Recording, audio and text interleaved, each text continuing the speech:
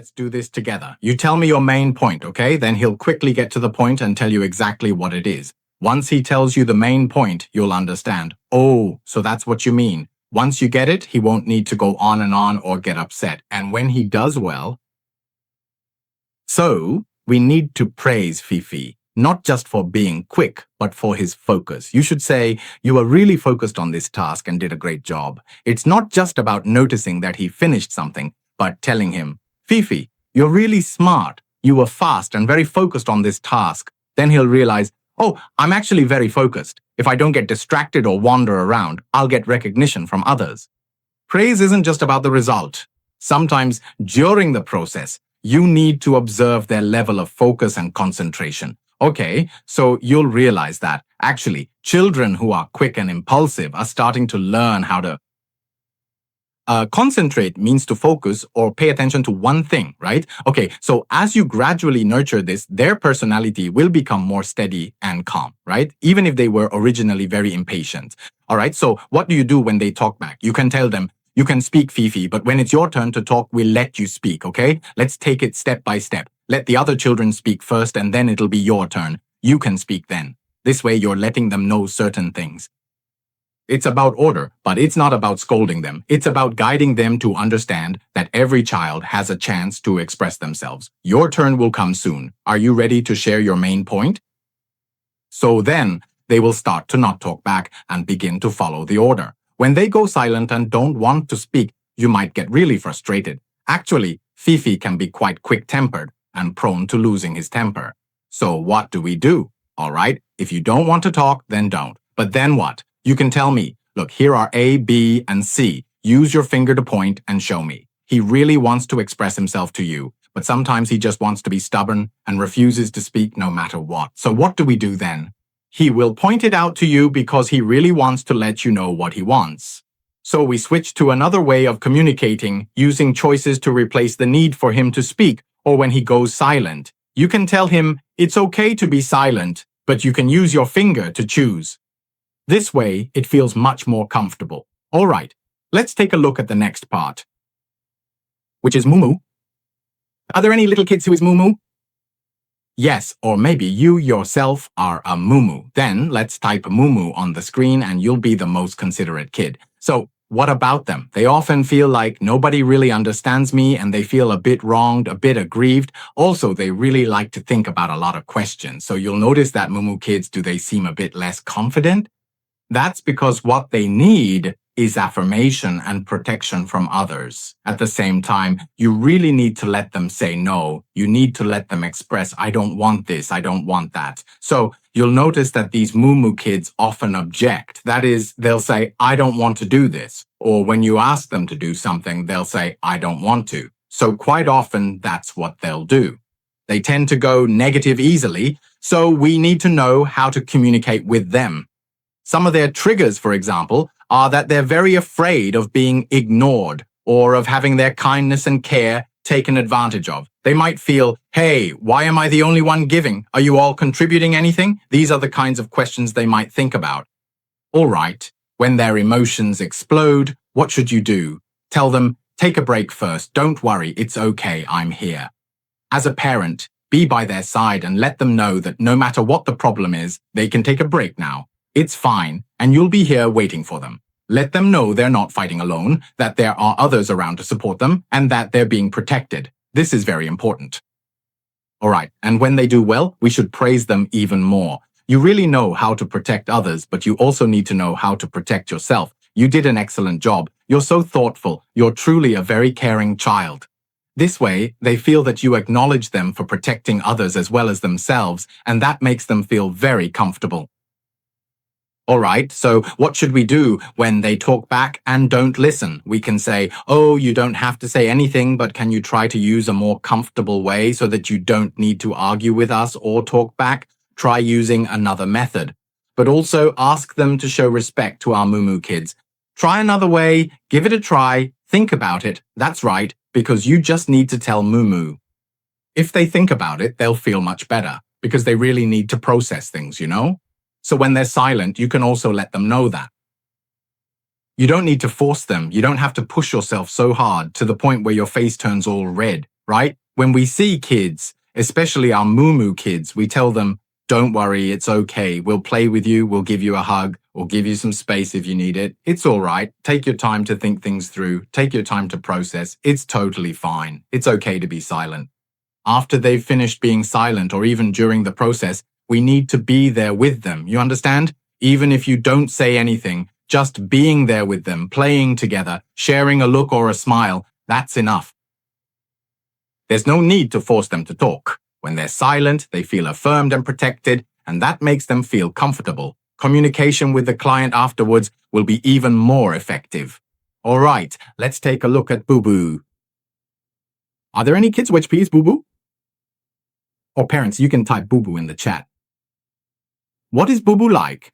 They're slow to warm up, very steady, right? With everything, they always take a careful look first. Let's see how they are. They need to be very clear, to be able to anticipate the whole process and the next step's goal or purpose. They need enough time. What do they fear the most? What they fear most is when you rush them like, hey, hurry up! Or if you keep telling them what to do next, or after making a plan at the start, you suddenly change it, or at the same time you give them several instructions, Boo Boo will feel completely lost. Then they are going to start throwing a tantrum, right? So, what exactly should we do? We will tell Boo Boo, let us go back to our original plan that we discussed earlier. We are just going to follow what we did before, going through it step by step. We will go through it with you, step by step, and remind you of our original plan. Honestly, that is all it takes. Make sure not to keep changing the plan again and again. That's right, because Boo Boo really doesn't like that at all. All right, so when they do well, you should appreciate them and tell them what they're good at, like how reliable they are, how steady they are in their work. You can see that every step they take is well thought out, planned, and they're very clear about their goals and objectives. When you affirm them like this, they'll feel very comfortable. So what should you do when they talk back? We can say, hey, let's take a look and tell Boo Boo what areas we could improve on from what we just did, so that we can better achieve our original goal. You need to tell them, hey, didn't we just say we'd play together after the swings, then go to the slide? Our plan hasn't changed, right? So tell me, now that we've finished with the swings, what's our next step?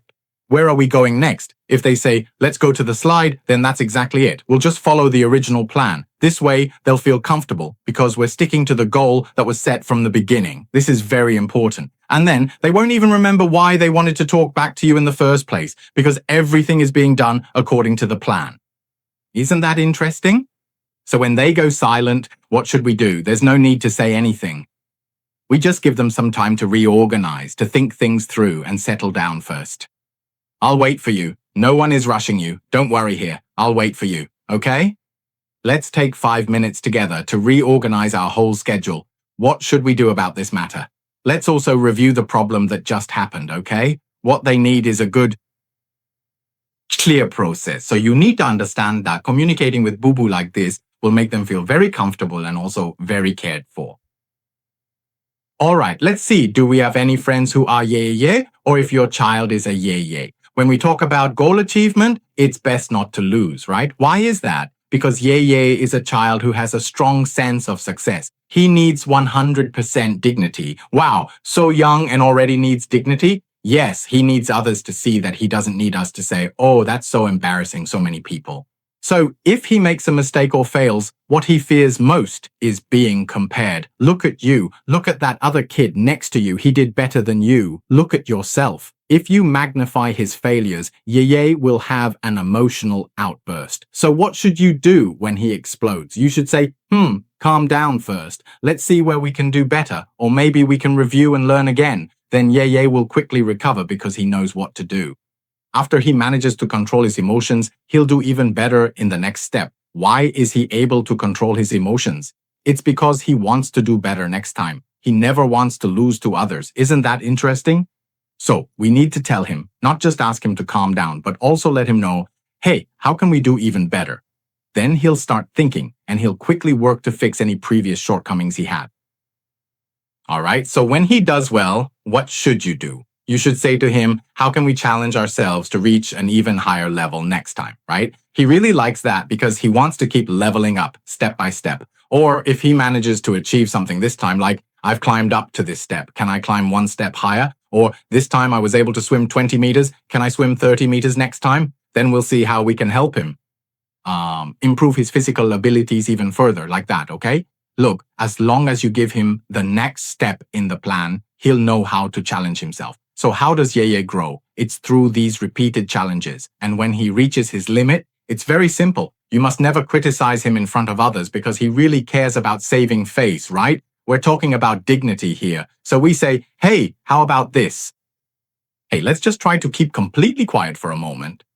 And then, right now, let's not talk about this specific issue just yet.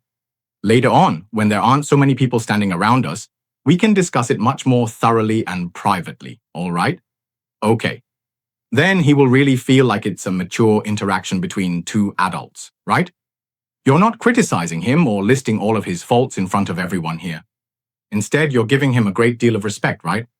And then, after that, you can talk to him with the genuine attitude of a close friend. That's right, just okay. We'll talk about it privately later. What if he stays silent? We need to ask him. It's fine if he doesn't say anything. You can tell him, hey, actually, right now, at this moment, what level is your stress at? Then if he says, it's at level 7, almost at level 8, what do? You let him know. Oh, so that's how it is.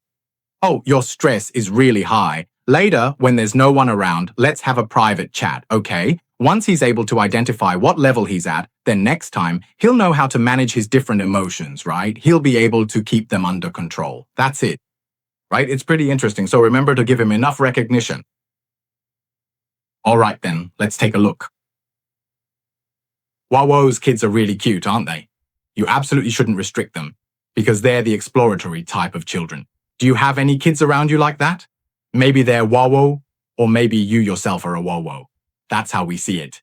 As for 𝐲𝐲, what about him? He's constantly exploring without boundaries. Whatever he does, the thing he fears most is being restricted. Or maybe that thing lacks some novelty, right? Or being trapped in something.